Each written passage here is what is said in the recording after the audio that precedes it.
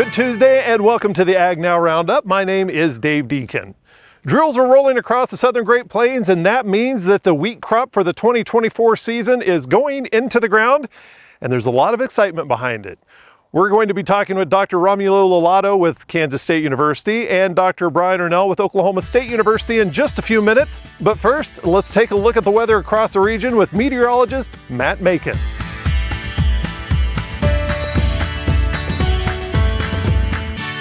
Meteorologist Matt Makens here. It's time for the AgNow weather report. Let's look at the next week in terms of total precip on the way. Pacific Northwest, New England states, Appalachians have a fair amount of water on the way, mostly in the form of rain.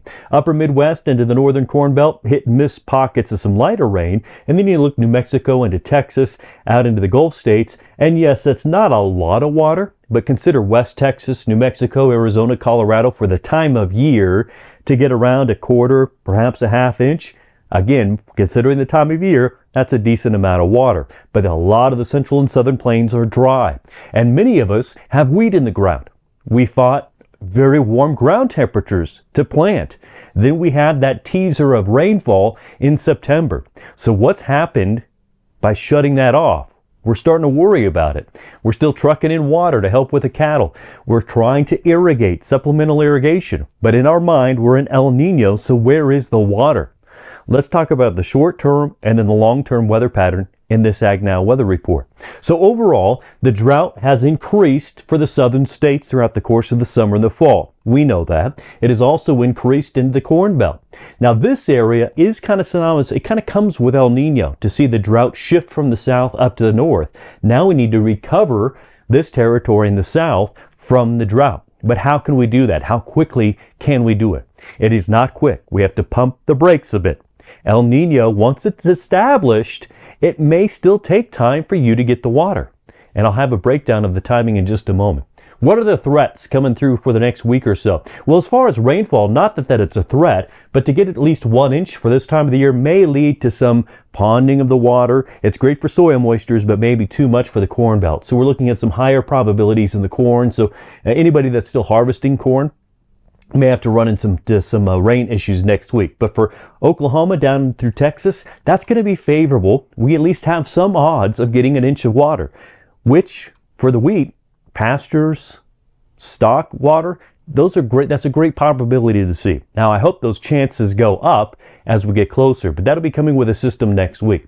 What about snowfall? Well, for the mountains, kind of limited, right around 3 or so inches. Why do I point out snowfall?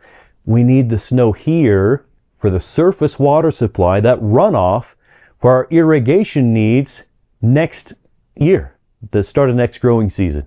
We'll have tabs on the snowfall totals throughout the course of this winter here on the AgNow weather reports. What about freezing? Well, not much of an issue for Oklahoma or Texas, but for Kansas, Nebraska, any wheat in the ground that's emerged, there's going to be a freeze on the way for next week. And it starts kind of right around the Colorado, Kansas, Oklahoma, all those state lines together and moves up to the north. Not much of a threat for the central or southern plains just yet, however.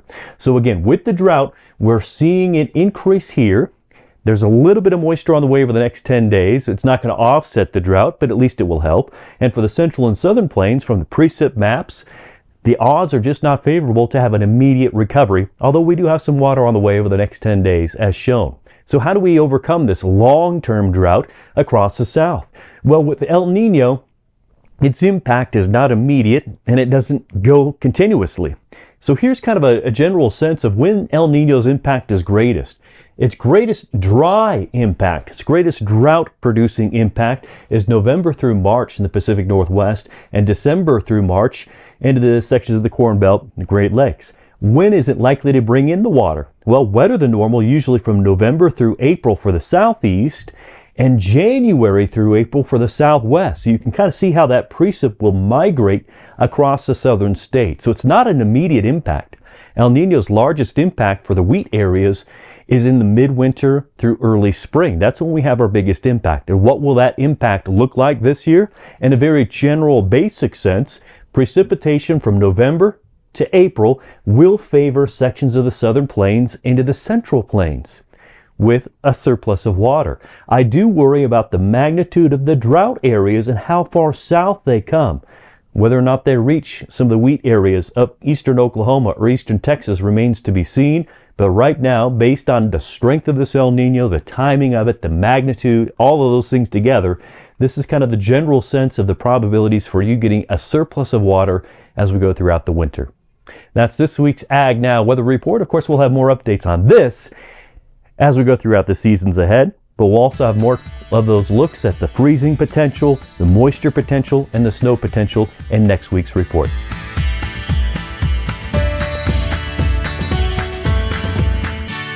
Well, thank you very much, Matt. In our first update on the wheat crop across the southern Great Plains, we head to Manhattan, Kansas, home of Kansas State University, where we're talking with Dr. Romulo Lolotto. Dr. Lolotto, how are things looking across Kansas? Hi, Dave. Yeah, well, thanks for having me here today. It's a pleasure to be here sharing some of our thoughts with you. I guess whenever we think of the 2023-2024 wheat crop, as it can happen in many seasons, things are spotty out there around the state, depending whether or not those regions of the state receive any recent rainfall, right? But before I get into that, let me backtrack a little bit and just contextualize what we are seeing here in Kansas, and perhaps why the situation may be a little bit worse in some years as well, right? So if we compare to the folks down south in Oklahoma, at least when I was there in Oklahoma, right, it seems like that we had quite a bit of continuous wheat. So wheat on wheat, right, with that summer fallow in between, which that kind of allows growers to capitalize on optimum planting dates. Whenever their rainfall comes by, for the majority, there's no summer crop growing there that they can actually plant at the time. Now, I know how things change, maybe some soybeans creeping up there and cotton as well, right? But here in Kansas, that's actually the reality of the majority of the acres. It's continuous cropping for many cases, at least the phase when wheat is being planted, right? So, for example, central Kansas, the great majority of the wheat crop actually gets planted right after a soybean crop, right? So we're waiting on the harvest of a soybean crop, and then after the harvest occurs, growers go out there and plant the wheat. As we move to western Kansas, the majority is still on summer fallow ground, so that allows for a little bit better timing. But there's a lot of acres of wheat now going right after corn as well. As soon as even dry land, as soon as growers harvest the corn, they are then planting their wheat crop. So it gets into the same situation with soybeans in central Kansas, in that we're waiting on the harvest of a summer crop. The harvest comes many times later than our optimum planting date. And we are planting into a drier than usual soil profile because we didn't give a chance for that fallow ground to accumulate some water, right? So those are conditions that we experience in the majority of the state. It's kind of like wheat being planted more as kind of like a double crop after some of those summer crops, than the main crop being planted at that optimal time. So that worsens the planting conditions a little bit, again, because we're many times not at the optimal time and planting into a drier profile. In 2023 planting now specifically, right, it seems like those conditions have even been worsened because we're getting out, hopefully, of a third year in a row of La Nina, right? And so those 3 years that we had on La Nina, essentially, they really dried out our profile, both in the winter crop and in the summer crop as well. So essentially, back in track in a couple of years when we were planting in 2021, which was the second year of La Nina, we were coming out of a dry season, but there was moisture in the profile due to some summer rainfall that we had. Now, the 2022 planting last year, we were with a dry profile because we're coming out of a summer crop that was dry, plus a previous winter crop that was quite dry as well. And that was kind of the situation this year again, is like we have, for the most part, getting into September, we had a very dry profile, right? Essentially, virtually no moisture in the profile there, and also not much in the topsoil that we could work with. Now, I mentioned in the beginning that conditions are scattered depending on whether there was some rain received here and there. And so around mid-September or so, the western part of the state got actually a pretty nice shower in that southwest part of the state. I think that some of our mesonet stations measured up to 4 inches or so. So that, wow. Yeah, that not only set up the crop to start in a good condition, but also to make it through the winter and perhaps have some good moisture to start the spring as well, right? And so in the southwest part of the state, things were terrible. Again, a couple, 3 years in a row of very, very bad crop conditions. But then some parts of the state got a very nice shower there that the wheat crop got planted right away, right? Either immediately before that rain or as soon as the soil dried out enough. And the crop out there is not looking bad. I mean, I've been actually seeing quite a bit of activity on Twitter, and it has been a few years since I saw a good crop in Southwest Kansas, as we're seeing the start of this crop this year as well. So a blessing there that we haven't had in a few years for the southwest part of the state. A little bit later in the month there, more like towards late September, we had some showers that got more like northwest Kansas and north central part of the state. Timely rain as well, right? Because that's kind of the optimal time for us to be planting wheat really in north central and northwest Kansas in that late September, early October, right? And so that rain was quite timely, and growers were able to actually get some good moisture, at least to start planting into, right? We definitely need more to make a good profile, but at least to get planting into, we had good moisture conditions in those parts of the state.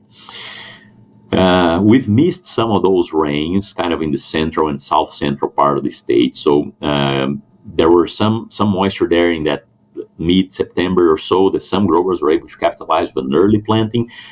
Since then, it's been actually pretty dry. And so I'll give you even an example in our own trials, right? We have been waiting on a soybean crop to be harvested, but that soybean crop is not going to make more than 8 or 9 bushels per acre. Just made the insurance cut, so the grower is going to have to harvest that. But I'm hearing of a lot of growers actually planting into a standing soybean crop that didn't even make that insurance cut, right? And so that's the condition in central Kansas. That soybean crop, even though it very low yield potential, it took up some water to create whatever yield potential is there.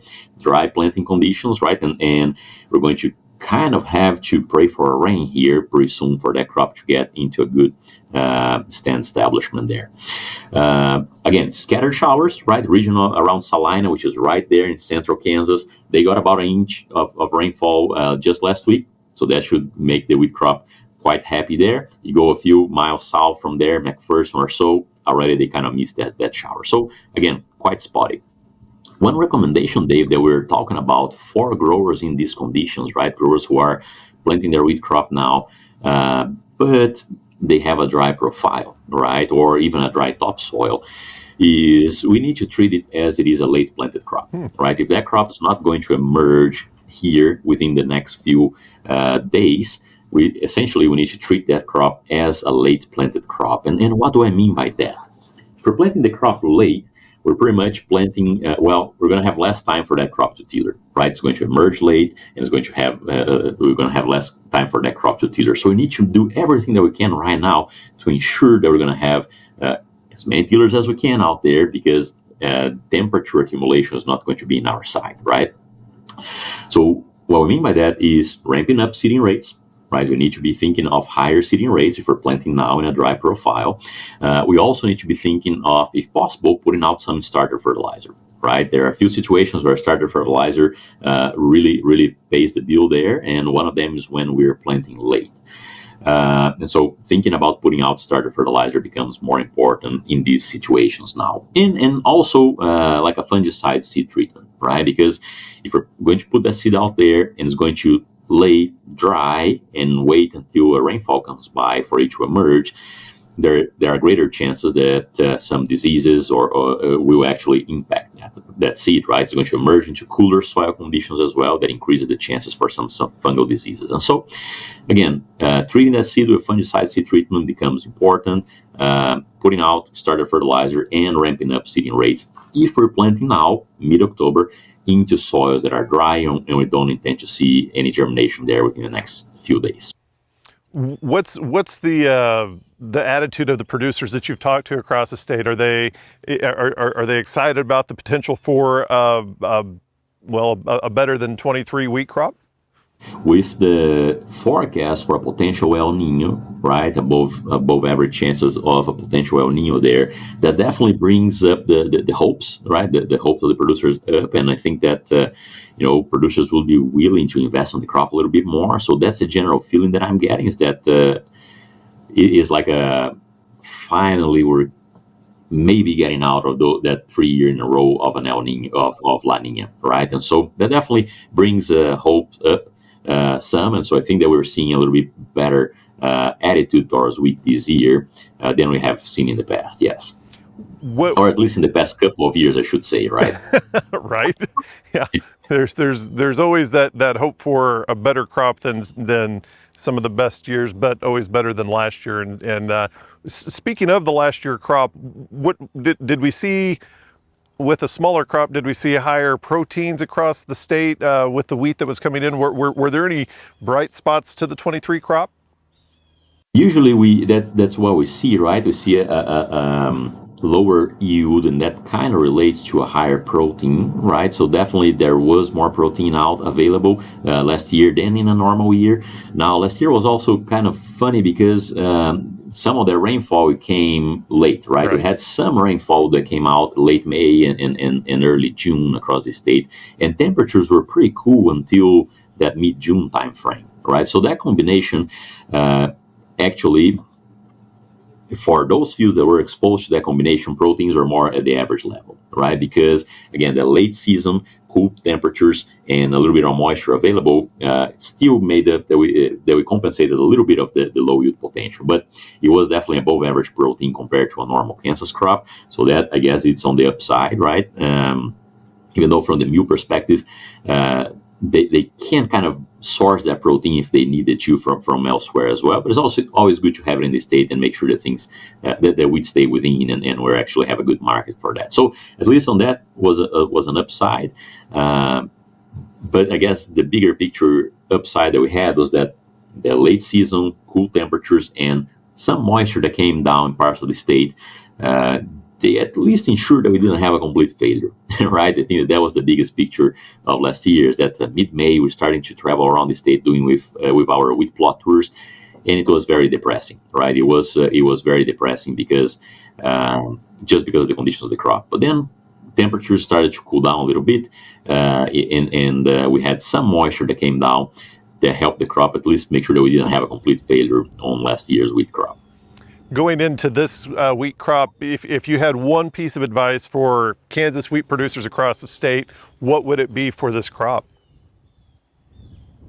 Well, beyond make sure that we have a good stand establishment, right? Make sure that right now that's what we're looking at, right? Make sure that we give that crop all the conditions that it has really to thrive, right? And that we need our plant population or our tillers with growers working with lower populations there, right? But so beyond that, which is kind of depending where we are in the state, that's kind of late for that advice. But really be on the lookout for whether those forecast El Nino conditions would really take place, right? Because that brings more moisture to our state and that brings higher yield potential as well. So it will be a year to try and compensate for the last 2 or 3 years that we have had a very low yields, right? So be on the lookout for that, because what we've seen back in 2016, 2017, 2019, there were years when we had higher yield potential in Kansas.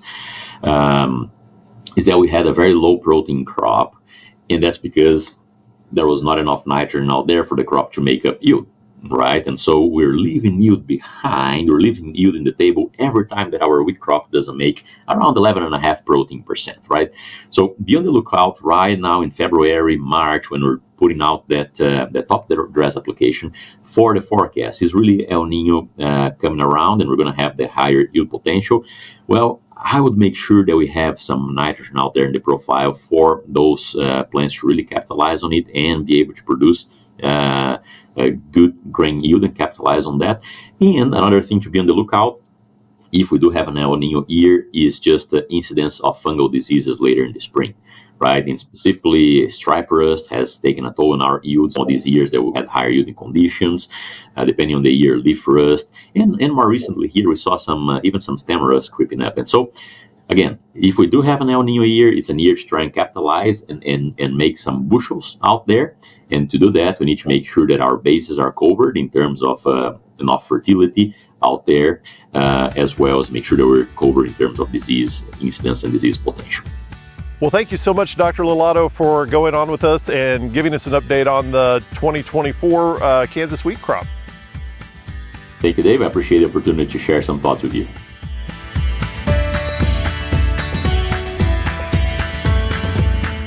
Sounds like planting conditions are going well across the Kansas area. Now we move down to Oklahoma, and we're talking with Oklahoma State University's Dr. Brian Arnall. Dr. Arnall, how are planting conditions going across your state? Well, Dave, we're really looking at a land of the haves and the have-nots as it goes. Just talking with my crew, when it comes to research plots, I do a lot of small plot work, a lot of 5-foot drill, 10-foot drill, 100% no-till in a lot of what I'm going. And with the heat and lack of rain that my research area has received, I'm going to have a hard time getting my drill on the ground. We have zero moisture on our surface. So, like I said, in the haves and the have-nots, we've got some areas that look quite nice. They've received an inch or two of rain in the last 30 days, got great emergence, good soil moisture. At least in the surface, we're still struggling about everywhere with deep soil moisture, except in eastern Oklahoma. And but there's areas like a lot of our research ground where we have had less than 2/10 of rain in the Stillwater region in the last 30 days. And we didn't really have a whole lot going in before that. So there's a lot of wheat that's being dusted in right now, meaning put in with marginal or no soil moisture. I'm kind of looking through the graph. There's a lot of our southwest wheat region that in the last 60 days has received less than 2 inches of rainfall.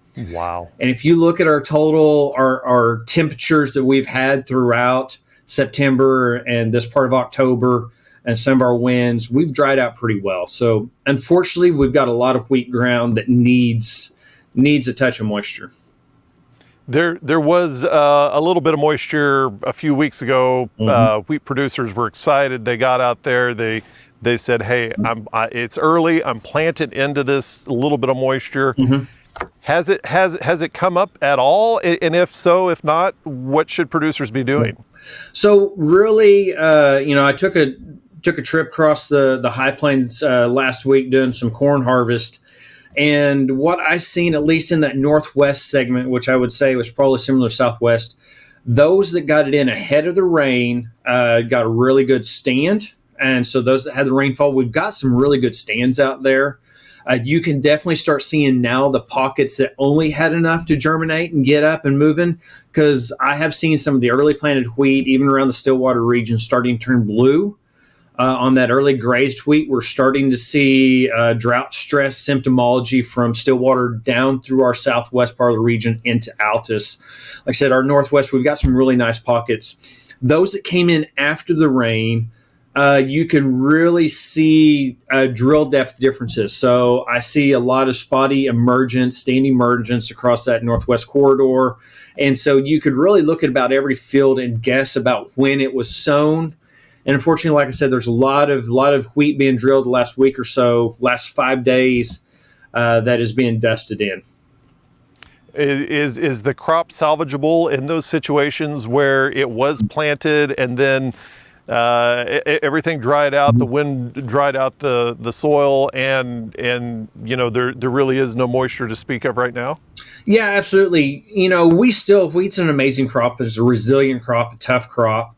What we're looking for now is that rain event that doesn't just germinate. We do need something. Our greatest fear of those that dust in wheat is that we get a quarter of an inch or a less than half an inch, and then we germinate, and then we get another rise in temperature and it gets hot. So what we need is this cool temperature, this cool front that came through to maintain some cooler temperatures, lower evapotranspiration, and enough moisture not just to germ, but start getting some subsoil moisture rebuilt. And so, wheat's never out of the game.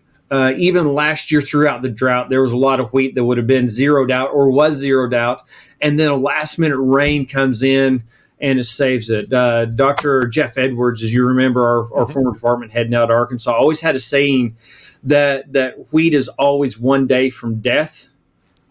It's always tomorrow. And so right. We tend to have one more extra day with wheat. Whenever the producers are out primarily planting, I guess, the grain only now. We should probably be past the graze and grain, the dual purpose wheat. Whenever they are going in there with the grain only, should there be anything, some starter moved in there also? Is that important in a dry situation like this? Yeah, so what I would be looking at is cautious about how much we put down a starter, but in a lot of our environments, especially as we're moving into cool weather environments with soil temperature starting to cool off, putting a little starter in, whether it's an 1846O as DAP, 1152 as MAP, or a 1034O as ammonium polyphosphate, or any phosphorus source, I'm wanting phosphorus in furrow. I'm wanting something near seed to give that root an energetic boost to get it up and going. And it also combats a lot of our southern, south, or our central Great Plains region either has high variability in soil pH from low to high, which the phosphorus aids in some of that pH variance, or a lot of phosphorus variance that we've learned from our soil test grid results that have been sent in over the years. So that in furrow starter has a lot of value, both covering your spatial variability and just making sure as this cool weather sets in, the soil temps are cooler, phosphorus availability goes down, that crop gets up and going. I'm less worried about the nitrogen. We've got enough residual typically in our soil at this point in the stage where that crop is not likely to be deficient for quite a while. When is too late whenever it comes to planting dates? Because I know you guys have done research on planting dates of different crops, especially wheat. When would be too late to bring a crop to harvest if we don't get rain until a measurable rain until late October into November? Really, for me in central Oklahoma, I don't even start sowing wheat for my research until about October 7th, 5th or 7th. So I would like to be I'd like to be wrapping up right now around Halloween for my grain only, but I'm in no means worried about getting it in. So, up until Thanksgiving, we really have a lot of options. We might need to up our seeding rate to make sure we have enough heads because we're not going to tiller over the fall. But up and through that time and our new genetics, we do have options for the really late sown wheat. And so there are opportunities if you are coming out and it is getting into December, some options if you still want that winter wheat. Otherwise, we pull back and we start looking at if it goes all the way bad through December, then we're starting to pull back and thinking about spring oats. Mm-hmm. Whenever we spoke with Dr. Lolotto, he talked about the transition to an El Nino year and what that means to the wheat crop. What does that mean to the soil nutrients for the crop? Well, the system we have is really, was it going to do the organic matter cycle, that carbon cycle, the nitrogen cycle? In this last summer where we've been so dry, we've not had the moisture to really move that cycle along. We've also not built up a lot of residual crop residue because we've basically had droughted out much areas. So that carbon nitrogen cycle has kind of been in a flux in the last couple of years with this dry. Getting it wet and getting soil moisture, if we could have that winter soil moisture and an early spring up, that means we're probably going to move a lot of breakdown because we finally have moisture for those microbes to start acting and we start having ammonification and ammonization, that process of breaking down organic matter into ammonium and then processing to nitrate. So, depending on when we get it and what the previous was, we're really going to jumpstart this nitrogen cycle at some point. It could be in the bad way. It could be in the negative way as far as tie-up, though. If we have a lot of straw residue that is not broken down over the summer, which we typically want it to, when we come out of these dry periods, if we have a good fall with moisture, but it was a late dry summer, we'll see a lot of nitrogen tie-up in the fall. So my question is, when are we going to have that carbon tie-up of the nitrogen? And when are we going to have the release? And that's all about when does it rain, how much does it rain, and what's our temperatures? One of our mutual friends, Dr. Kim Anderson, always says either you're a wheat producer or you're not. And I say that statement leading into this question. Mm-hmm. We get to February and choices are going to be needed to be made. Do I put down the fertilizer? Do I put down the nitrogen? Do I go ahead and do the enrich strip and see? Yeah. So, if we're getting the moisture, I'm ready to roll, right? So February through even April in Oklahoma, if we've got soil moisture, especially if we've rebuilt our subsoil moisture profile, which is the big key and the big kicker, I'm ready to put down fertility, and I'm ready to go for the glory of it and really start pushing it, which means at green up, I'm going to put a little bit on, and I'm going to wait until that spring about joining, and I'm going to load the rest of it down, and I'm going to go for it all. If we've not had rain by February, it all goes back to, okay, do we have a stand? What are my decisions? What's a crop price? What's insurance looking like? What's my insurance state in the region I'm at? And where do I go? And if everything's still looking marginal by February, much like it did the past 2 years, right, I'm making sure I have some sort of reference strip out there, nitrogen-rich strip. I guess it would be this arm here, nitrogen-rich strip, and making that call. If that strip is not showing up, I'm not going to invest my dollars and cents into fertility because the crops tell me it doesn't need it. Well, thank you so much, Dr. Brian Arnall with Oklahoma State University, for going on with us, and here's to a great 24 season. Thank you, Dave. Have a great day.